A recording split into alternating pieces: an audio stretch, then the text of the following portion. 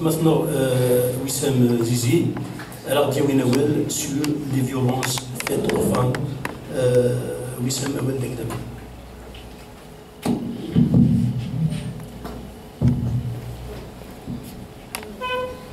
Tout d'abord, Azul Flaoun.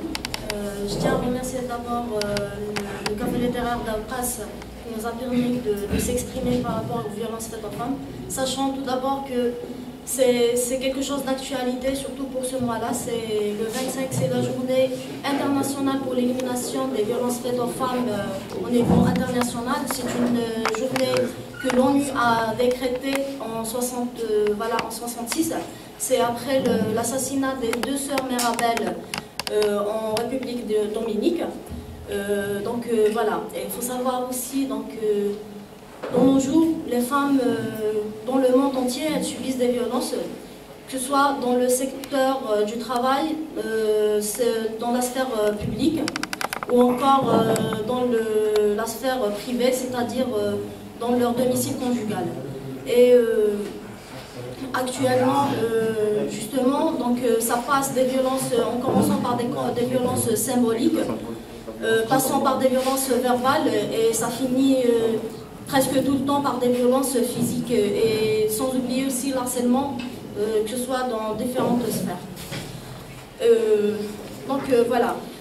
Il faut savoir tout d'abord, il faut se poser la question vraiment, c'est qu'est-ce qui a mené la situation de la femme à se dégrader ainsi, parce que bien avant qu'il y ait un système patriarcal émergé par le système capitaliste, il n'y avait pas vraiment une telle oppression, une telle domination. Mais actuellement, on trouve que la femme, elle est discriminée, la femme, elle est utilisée aussi, et même elle est discriminée, elle se sent, c'est pas qu'elle se sent, mais elle est représentée comme un être humain inférieur à l'autre. Et il faut savoir aussi, quand je dis ça, quand je dis qu'elle est discriminée dans la société, il faut savoir, c'est pas seulement dans la société algérienne ou bien dans des sociétés musulmanes et autres. Actuellement, dans le monde entier, les femmes subissent des violences. C'est-à-dire, même dans un pays développé, on trouve des femmes qui subissent des violences. Et loin de dire, Zama,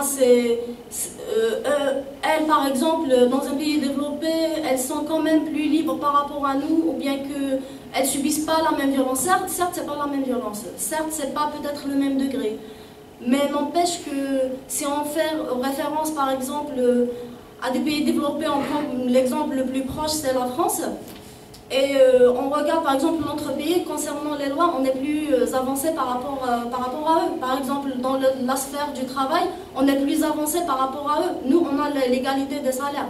Certes, c'est pas chez le privé, mais on a l'égalité des salaires par rapport à la France. Et aussi, faut savoir que, par exemple, ici, en Algérie, par exemple, certes, la femme, avant que ce soit des moudjahidat ou bien lors de sa participation pour la libération d'Algérie, elle avait quand même une certaine, pas de dire autonomie, pas de dire indépendance, mais elle était collaboratrice dans de différents domaines. Mais juste après l'indépendance, justement, elles ont essayé quand même de garder cette indépendance. Elles sont parties même à faire une association pour les droits des femmes, c'était à l'intérieur de la FLN, mais n'empêche que juste après, c'était en quelque sorte une contradiction dans la libération de l'Algérie. C'était pour garder l'image de l'Algérie libre et indépendante, et d'un autre côté, ils ont imposé un autre système qui était issu par la charia. Donc le premier combat des femmes algériennes, c'était, après l'indépendance bien sûr, c'était contre le statut personnel de 66 qui était aussi issu par la charia. Et juste après, on retrouve quand même des femmes qui s'imposaient quand même dans la sphère publique, elles osaient quand même sortir. Donc il y a eu une scolarisation d'ailleurs massive dans la société algérienne. Et certes, elle commençait aussi à intégrer le secteur du travail. Certes, c'était en quelque sorte des postes qui étaient donc spécifiés pour les femmes, c'est-à-dire dans l'administration, infirmière, dans l'éducation aussi en tant qu'institutrice et tout. Mais n'empêche quand même, elle a pu avoir une certaine autonomie. Mais juste après, justement, il y a eu, elles ont commencé quand même dans le mouvement femmes en Algérie, elles ont commencé quand même à se mobiliser et à se regrouper entre elles. Certes, c'était clandestinement, c'était dans les années 80.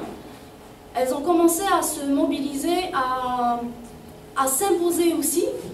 Et il y a eu ce qu'on appelait aussi le code de la famille en Algérie, le code de l'infamie, la majorité l'appelle comme ça. Donc c'était un code en quelque sorte, oui c'est le code de la famille, mais il était issu par la charia tout d'abord.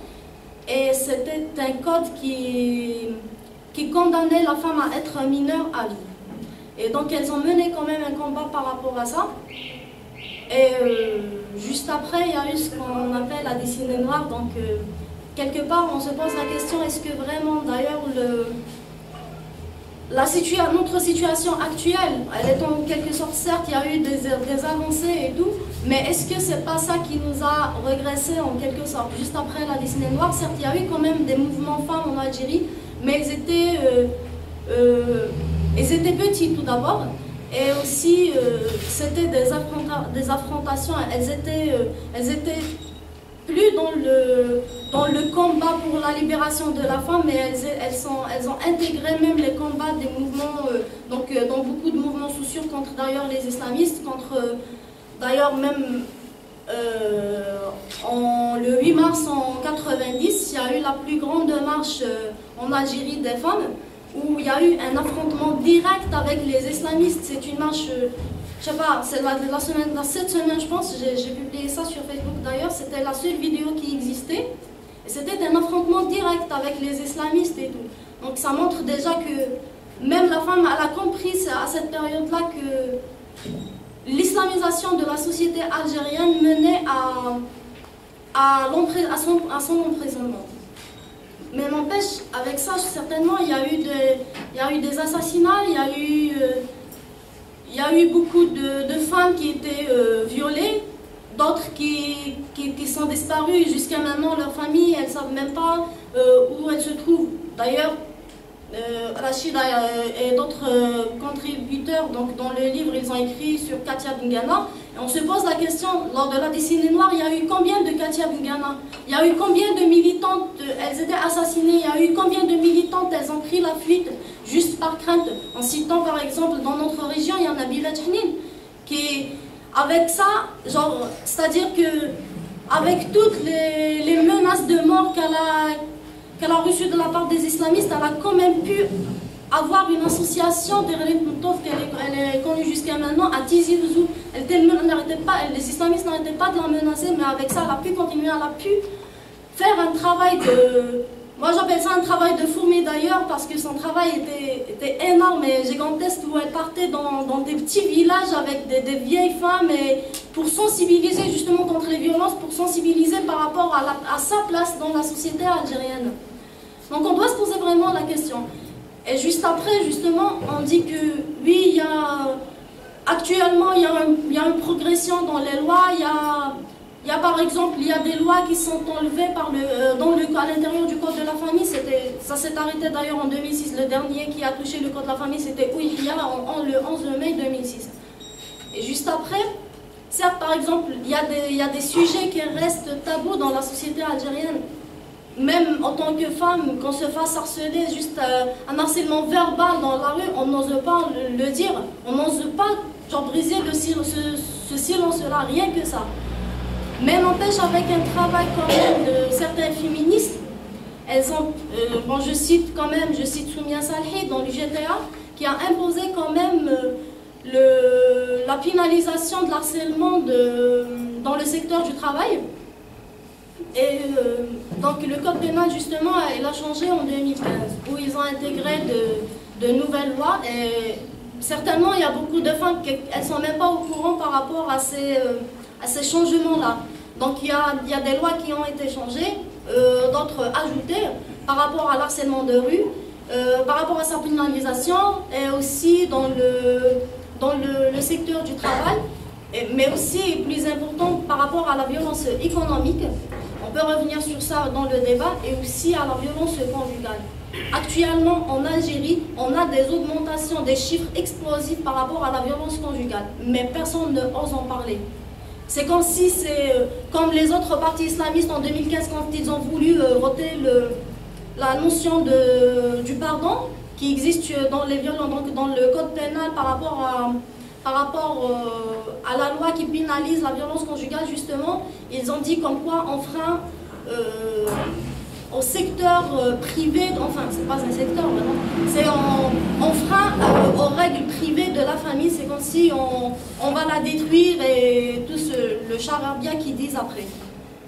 Mais sachant aussi que il n'y a aucune femme, je dis bien il n'y a aucune femme qui va oser pardonner à son conjoint après de violences, de telles violences.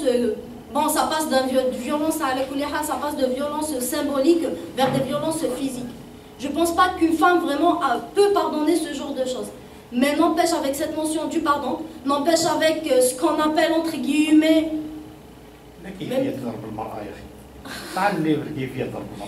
Mais justement par rapport à ça, cette mobilisation-là, mais ce qu'on appelle aussi le harma entre guillemets, ce qu'on appelle aussi, donc c'est comme si pour eux la femme c'est sa propriété. C'est ce que d'ailleurs le code de la famille il dit, que la femme est la propriété de l'homme, donc elle doit obéir à son époux, elle doit...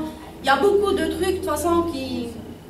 Je vous invite d'ailleurs à le lire, c'est pas beaucoup, c'est pas énorme, mais il suffit juste de commencer à lire le code de la famille et du coup vous avez envie de le lire complètement, en complet, et c'est vraiment affreux ce qui est écrit dedans par rapport envers la femme algérienne.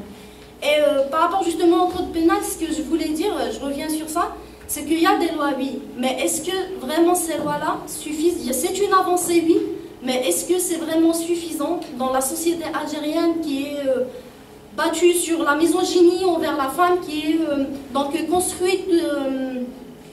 construite sur la haine envers la femme, construite sur une éducation de genre, et aussi construite sur ce qu'on appelle, nous aussi je le répète, le harma, la propriété privée et la non-donation